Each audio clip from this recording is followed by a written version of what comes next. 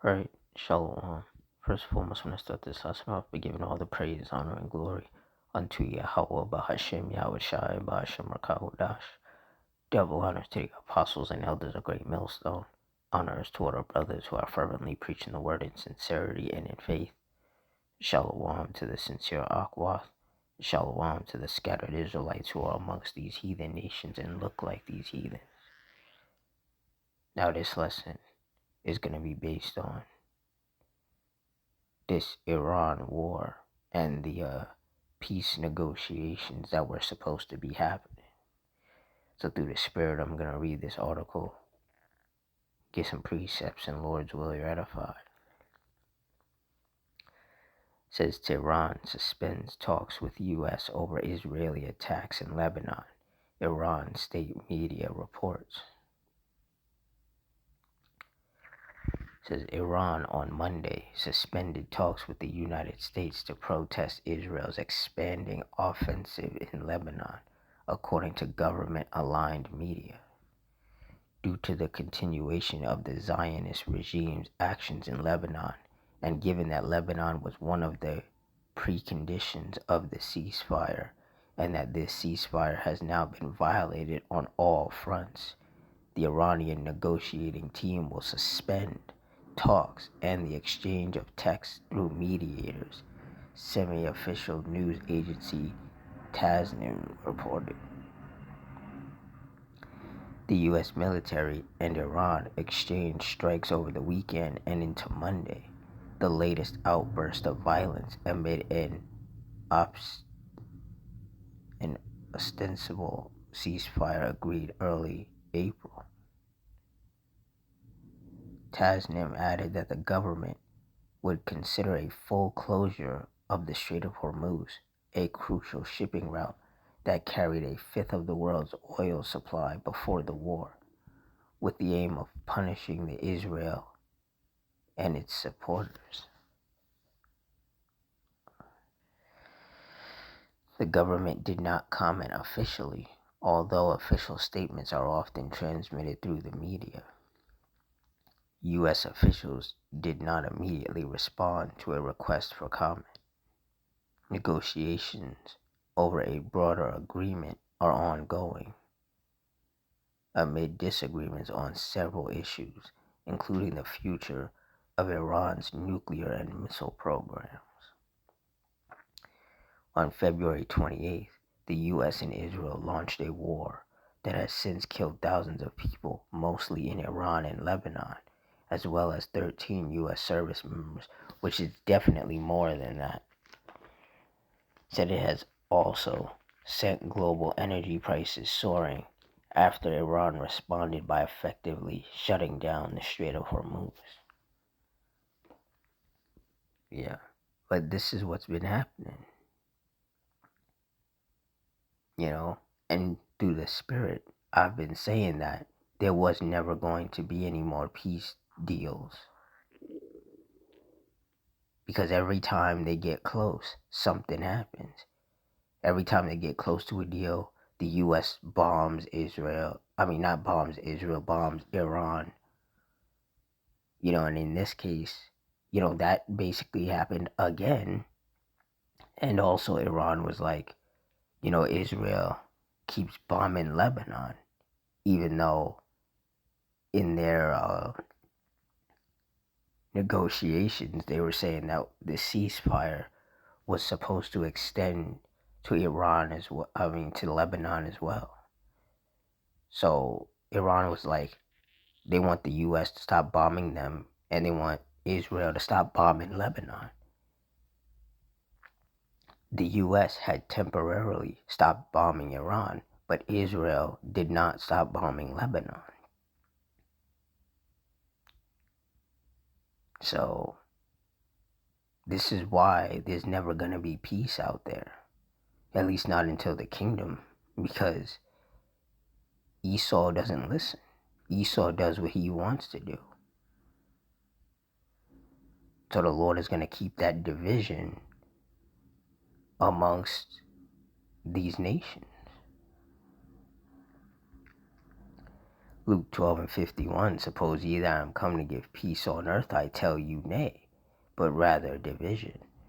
And that's exactly what's happening. The Lord is just causing more and more division. Because as all of us of the hopeful elect know, the Lord is setting the stage for World War III to go full blown and turn into a nuclear war, in which America, the United States, will be erased off the face of the earth. It'll get nuked off the face of the earth.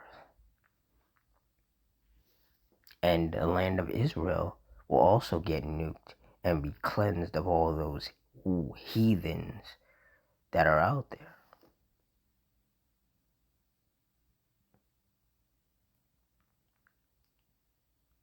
There was never meant to be peace.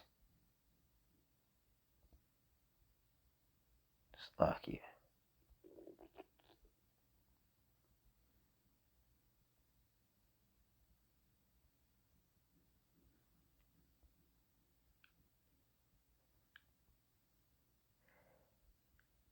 Isaiah 48:22, there is no peace, saith the Lord Yahweh unto the wicked.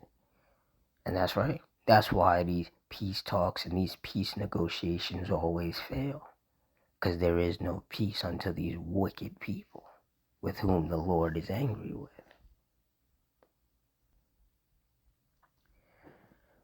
Ecclesiasticus 12:10, never trust thine enemy, for like as iron rusteth, so is his wickedness.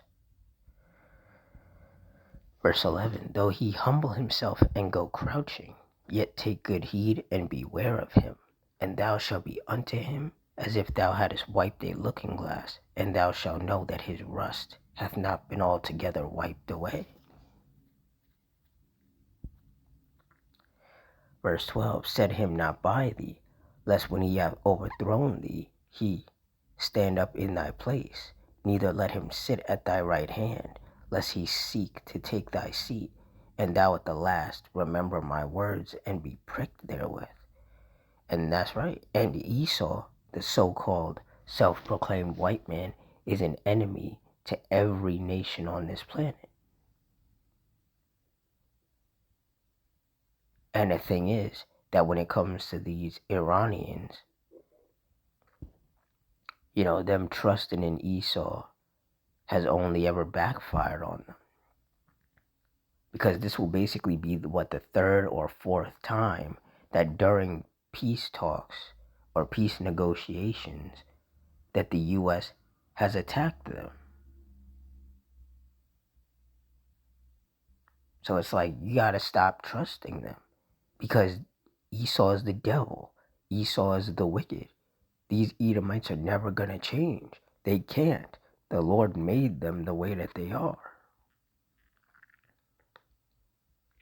That's why you always got to side-eye Esau. You always got to look at him and just be cautious whenever you're around these devils, because they are not to be trusted. They could smile in your face and try to act like they're all nice, but they're just looking for an opportunity to get close enough to you to hurt you. You let your guard down around them, and then like a snake, Esau will attack you. And these other nations, they're starting to figure that out. And they're starting to move accordingly. And that's just going to result in more war.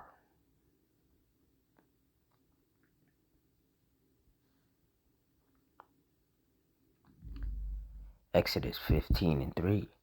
The Lord Yahweh is a man of war. The Lord Yahweh is his name. And that's right. The Heavenly Father Yahweh is a man of war. That's why he's not allowing these ceasefires to last.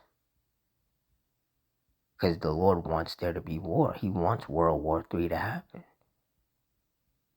And the only way that can happen is if these nations are divided against each other and constantly embroiled in conflict.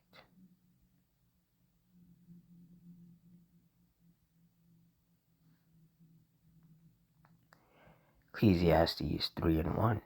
To everything there is a season and a time to every purpose under the heaven. Jumping down to verse 8. A time to love and a time to hate. A time of war and a time of peace. And we are clearly living in a time of war. That's why there can be no peace. The peace is going to come after the war, after the nuclear war, after Israel, the land of Israel is cleansed of all those heathens out there, after the United States of America is wiped off the face of the earth. And then the kingdom of heaven is established, and all these heathens, including the Edomites who are in these other lands, are all rounded up and put in chains. That's when there's going to be peace on earth, when Yahushua is ruling, when the Israelites, who primarily make up the so-called blacks, Hispanics, and Native Americans, are ruling. Until then, there will be no peace. It will be constant violence. That's why we are constantly saying, and when I say we, I mean those of us of the hopeful elect, in particular the men of the Lord, are constantly saying that we need Yahushua to come back. Because you have all these people talking about, they're just so tired of the violence and the chaos. The only way there's not going to be violence and chaos is the kingdom of heaven has to be established. But that's not going to happen until the ultimate form of violence and chaos, which will be World War III, which is going to be a nuclear war.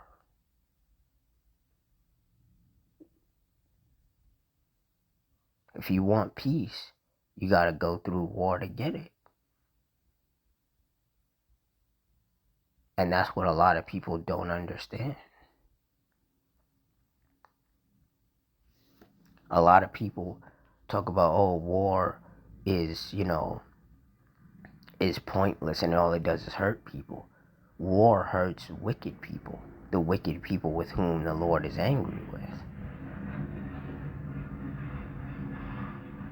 So that's what's happening all over again. You had World War I, you had World War II, you had civil wars. The Lord, he's a man of war. And this third world war is going to be the war to end all wars. It's going to be the final war. Because after this, like I said, the kingdom of heaven is going to be established. These heathens are going to go into slavery, and there will be peace on earth.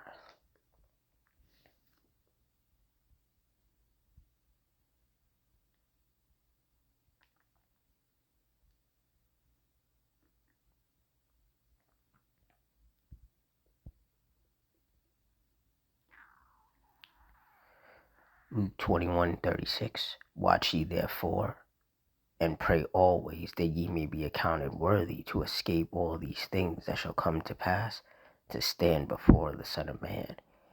And that nuclear war, that nuclear destruction, is something that those of us of the hopeful elect are praying that the Lord accounts us worthy to escape. You don't want to die in that thermonuclear fire. We don't want to die in the civil wars, in the race wars, in the famines. We don't want to die at all. We want to endure until the end and be saved. Now, some of us will have to be martyrs for this truth. But the ones who die serving the Lord will be the first ones risen. So either way, you win. But if you don't have to die, then obviously you would prefer not to.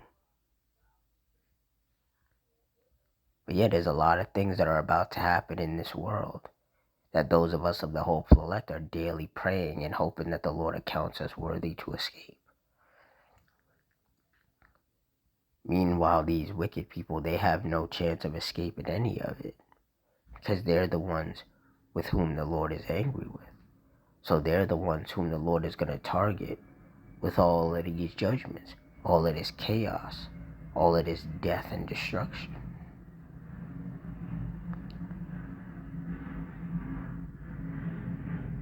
And as we've already seen, since this U.S.-Israel-Iran war started back in February, a lot of people have already died. A lot of them really being civilians, honestly. And this war is just going to intensify and more people are going to die. And once it goes nuclear, well, the level of people or the number of people that are going to die is going to skyrocket exponentially. But that's the vengeance of the Heavenly Father Yahweh upon these wicked people who daily provoke him unto wrath.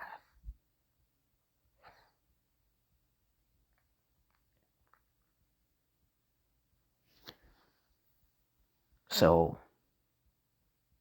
this war is necessary. And there's not going to be any peace talks, any peace negotiations. It's just going to constantly be